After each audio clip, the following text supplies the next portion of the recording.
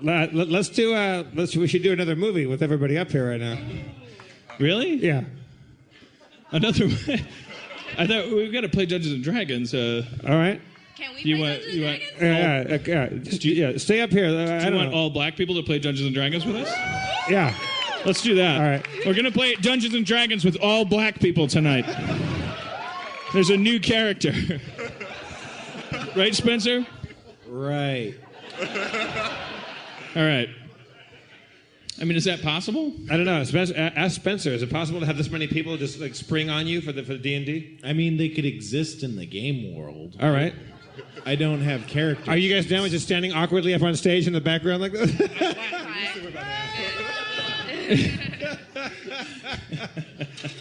You can't just ask a group of people to stand up here like you're just waiting to find out if they're involved. Yeah. No, we could dismiss them. I don't know. It's an awkward situation. You know what? It's metaphorical. Well, then you do it. Deal with it head on. All right. What are we supposed to do? Go ahead. This is my favorite form of affirmative action of like my whole life.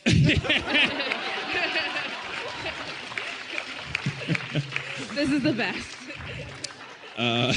But I say, Jeff, here's what I say.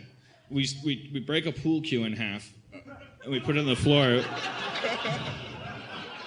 No, sorry, that's the way we've been handling it. Let's play Dungeons and Dragons and have all black people that want to be a part of it represent all black people in the whole nation. all right. And they can play a character that will make up on the fly. Okay, cool. Spencer, yeah, we'll leave it to you to include our 7.5 black people up here. So did you say one character for all of them? No, yeah. All black people have to play one character. Yeah. I mean, look, we've done so much. We're bending over backwards here. What do you want us to do? I didn't. This wasn't my problem. I inherited this. I think I'm being pretty heroic by providing them with one D&D character. He can be super strong. He won't be a kleptomaniac or have a stutter. He'll be the dentist or the next door neighbor. All right, so let's start this stuff. Aaron McGathy to the stage, please. Aaron McGathy.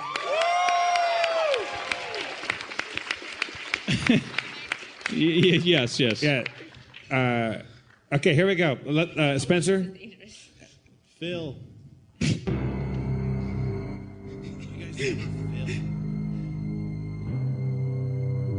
right. When we last met. This is it's funny. Okay. You good, Spencer? Guys? Yeah, I'm all good, you guys. All right. On the last episode, our heroes had defeated Dave, the airship pilot, and gained control of the ship. After tormenting some crew members, the group had to find the engine room and enlisted the help of / threw into a wall a couple of imps who were tasked with servicing the ship's engines. After finding some sovereign glue, the ship seemed prepared. Sharpie decided that they should press onward in an attempt to take the fight to Admiral Darkstar. It was just then that a calamitous impact shook the entire ship before casting everything into darkness. All right. You were all knocked unconscious. You wake up in the hull of the black ship, or what's left of it at any rate. You can see that the hull has been ripped into 2 halves. Through the wreckage, you can see dull red walls slick with slime surrounding you. You seem to be at the bottom of a pit, as above you stretches a black expanse. Go! All right. Now, didn't we meet like some people that were going to walk us down the road? Yeah, okay. So like that I didn't write because I thought we'd just do it right now, but Okay. do you want to just I take look it up from and the top? I look around and see if there's any people that will help us down the road. You see 3 white clothed figures approaching. Wait, why can't we... This isn't you. You guys are elsewhere. Seems like with a quick edit, you could make this very appropriate. Do what? Can't there be 7.5 black figures? 7.5 black figures approach. Why can't it just be a full 8th black person? He said he was half black. I'm just making a joke. Okay. He's a halfling. 7 black people and a black halfling approach.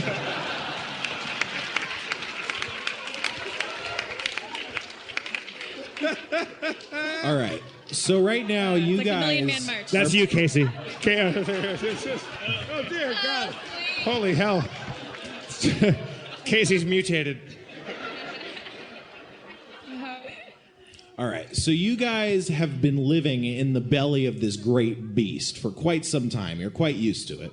But you just saw this ship crash down to the floor. It's quite a new occurrence for you guys. I mean, stowaways and shipwrecks occasionally happen, but it's quite rare. So that's your motivation as you're approaching this wrecked ship. So our ship crashed inside the mouth of this, the Infinifish. Correct. And I should mention, Jeff, that your crystal, I'm sorry, not your crystal, your healing pendant shatters into a billion piles of little crystals. Whoa. That's like in a video game, because we would have been able to use that. As this happens, you feel some of the crystals dissolving, healing you to full health. You see good. a small pile of crystals remaining. I gathered those crystals. All right, you gather them. Where are my hit points at right now? They're at full now. Fuck yeah, 40 hit points, motherfucker. Can we get our character sheets? Yeah. Thank you. All right, Spencer. I walk up to one of the to this group of people, and I find a person that seems to be the leader, and she has a red and blue feather, a pink and blue feather in her ear, and I assume she's the leader. So I come up and address her and say, hey, can you please help us? If we could help you, we'd help ourselves. We're stuck here. Nice. I don't know what you want us to do. How long have you been stuck here? I don't know. We don't have any clocks or calendars. It's felt like years. Okay, so a long time. A very long time. I noticed that she's wearing a handmade This Feels Terrible vest that I regard and think is awesome. That's all. Nice. Sorry. We do get iTunes and podcasts here. That's like the only bright light. The Wi-Fi's great. I thought I had a handle on this metaphor, but it's totally convoluted now. Well, so you guys, you guys, if you knew how to get out of here, you would have gotten out of here, huh? Hell yeah. All right. Fuck yeah. I mean, we've had tongue stew for a million years. Like, cutting off tongue of the beast's mouth and making soup isn't really enjoyable. I'd rather, something else. Where did you all... Some fried chicken and watermelon would be delicious. Oh, jeez. Wow. Making great strides. I pick something else to look at, and I roll versus blushing. You save. Where did you... black figures... Are they figures? They're people. They're figureheads. Like you and I. They're fucking people, Maureen. Where are you from? Your mama. Jeez. All right. Spencer, where are they from? Where are you guys from? We're from here. You were okay. They mentioned that they were actually the third generation of people born in this fish. Oh my God, the metaphor's back. I like it. So you don't know any different. You've been born inside the belly of this savage beast. This is your ordinary world. And you have an instinctive sense that it's not a healthy place, but it's all you know. I examine our surroundings to look for exits or portals to cross through. To the what I'm going to call south for, sake of directionality. You see what appears to be that's a large... a great reason to call it south. Well, there's no. That's actually the only reason to call it so. I gotta draw a map, for my reference, and I can't there's no south of a fish, but there's down on a paper. Okay. Anyway, you see a curtain. It appears to be made out of some sort of fleshy meat-like substance. A meat curtain? A meat curtain. A wizard sleeve? A portable hole. I thrust myself headlong through the meat curtain. I must warn you, strange traveler, no one who's gone to that curtain has come back. We've lost many siblings Are you saying to the meat curtain. Are you saying that once you go through this particular meat curtain, you never go back?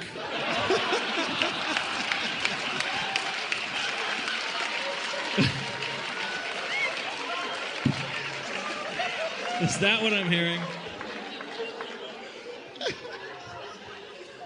Heedless of her warning, I thrust myself through the fleshy folds of the meat curtain. You see what appears to be a snake-like appendage whip out of the curtain. Uh-oh. It's a dick inside a pussy. Yep. You got me. The tentacle whips at you, but misses by a hair. Come on in, guys. It's okay.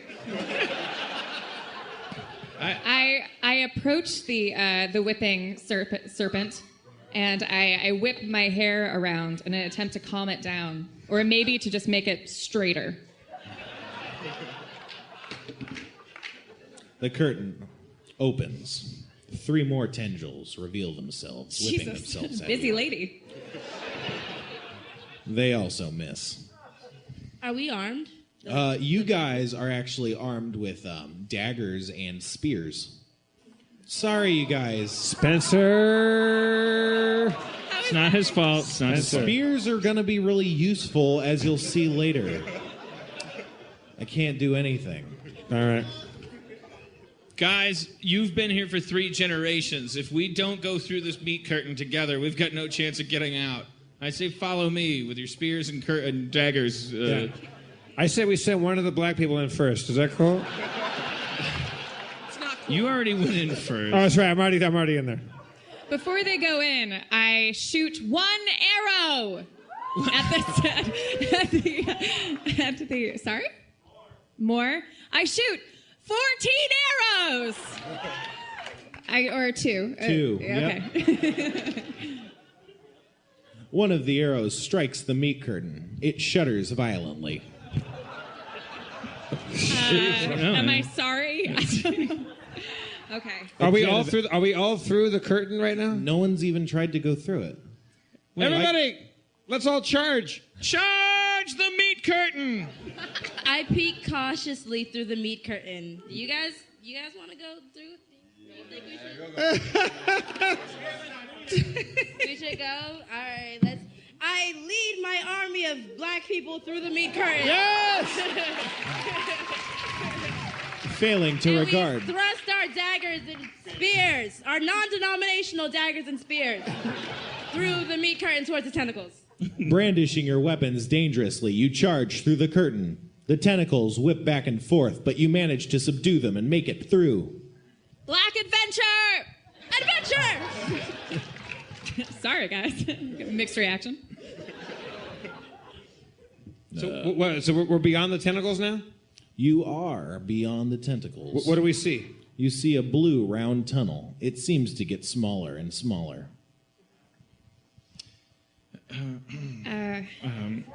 So, I've tried to summon squirrels, but there's no squirrels inside the infinite fish. I've already tried that. Black friends, is there a way to take the spears and to prop them up so as to keep the blue tunnel wide? Sorry? I need to stop listening to people yelling things. The spears, can you take your spears and just stick them upright so the tunnel can't close?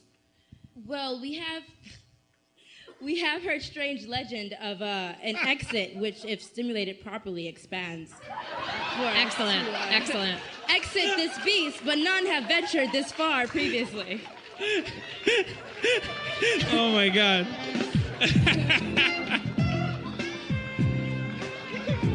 I'm having way too much fun. There's a legend of a thing that expands when you stimulate it.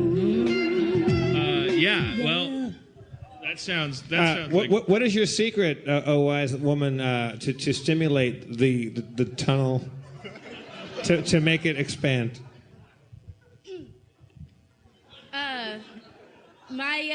A wise African American elder, as African American elders tend to be very wise, once told me of a sacred dance that can only be performed when you have a 7.5 African dark-skinned beings. And 3 pale-skinned people can only create this dance to arouse the exit. So you're saying we all have to dance together to coax the opening to widen for us to pass through? Si, senor. Can you... Wait. Si, senor? The three of us have only danced in the shape of square. Can you show us how to dance? Sometimes in a line, when things Yes. get hotter than a hoochie coochie. If thou hast a beat to drop, we may proceed.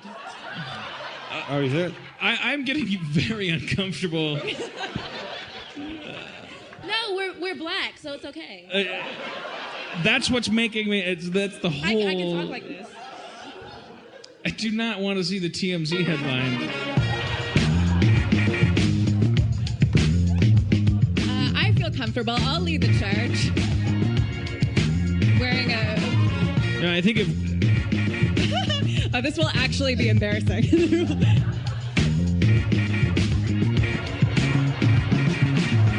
Open up. Open up. Dilate. Open up.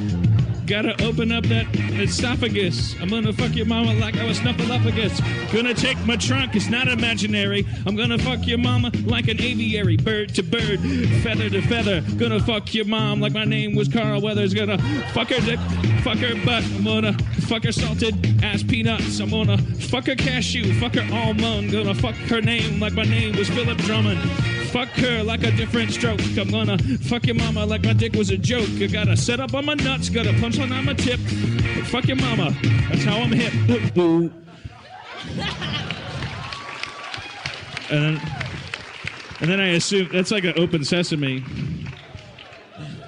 The rhythmic pounding of feet and limbs and the flailing of your bodies seems to do nothing at first, but then you feel the expanding and contracting muscular action. Jesus. The esophageal tube opens and widens, revealing a larger antechamber. So we're going down the throat into the belly of this infinifish. You're going down an esophageal tube. It may or may not be a throat. It opens into a large chamber. Dungeon snap.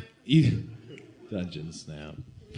You can see several wooden constructions built together. They seem to have been made out of parts of old ships or perhaps other crates and boxes. But they hold together quite nicely. There seems to be about 16 or 17 of the dwellings. This is where you guys have lived. Your parents, they came, I guess I said third generation, so your parents came on ships and they built these into a village. So that's where you guys live. Wait, so they've lived here? Yeah, well, yeah. Have they been here before? They've lived here for 3 generations. But they usually made take homes. a different path, a less dangerous. Oh, so we one. just Oh, took I the see. hard way to get here? Yeah. That's just like the corner drugstore. Wait, they could have told us how to get home.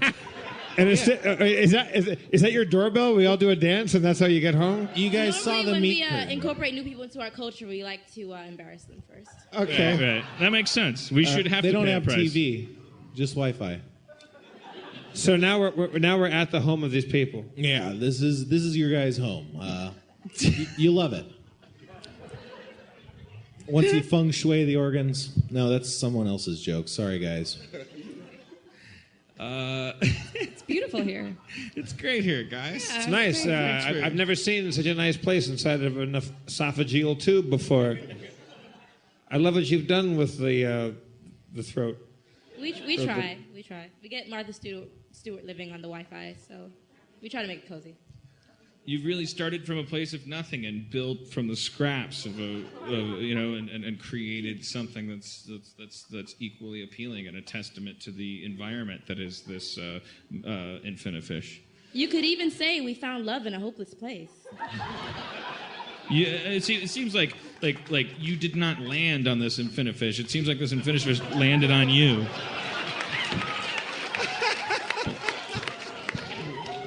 But I respect what you've done. I think we can learn from it. I pull Mulrain aside over to the wall of the esophageal tube, and I say, Mulrain, I don't know if you're watching this, but it seems there's some sort of spark of connection between this leader and Sharpie, whom you've been in love with. You better. I warn you, be careful. I know about these esophageal people. Yes, Quirk, I saw it too, but I can't move like she can move. I can shoot arrows and I can wave my hair and I can giggle, but I'm going to concede. Don't tell him that I. Your talent for passive aggression seduces me. That wasn't passive aggression. You couldn't hear me. Well, no, I heard the sound of someone needing more than you know. Are we going to talk about our actual relationship in the middle of D&D? I was just expressing that I was sad. It wasn't being passive aggressive. It's similar to the van thing last night. I take our new hosts out to lunch at their local esophagus shack while these two sort out their relationship from the tour bus today. Yeah. All right. Yeah. All right. So we're at the village of these people who have a weird habit of making people go through a tentacle esophagus in order to get where they already lived. I mean, we can't do much more than that. We've done this for like a half hour. We should probably cut it off there. It's right? fine. Avoid our issues. It's fine. Let's hear it for America's black people. The Capitol Steps. I'm going to give them a name, Jeff. The Capitol Steps. All right, what's everyone's name real quick before you go off? We got Casey. All right, Casey already. just for the sake of credits. Casey, you are? Lataya. Nice to meet you. Tori. Nice to meet you, sir. Dane. I met you earlier at the bar. Welcome again. Vanessa. Aaliyah. Philip. Andrew. Thank you so much for coming up. Black people! Our salvation. There's nothing left. We have nothing left. We have nothing left.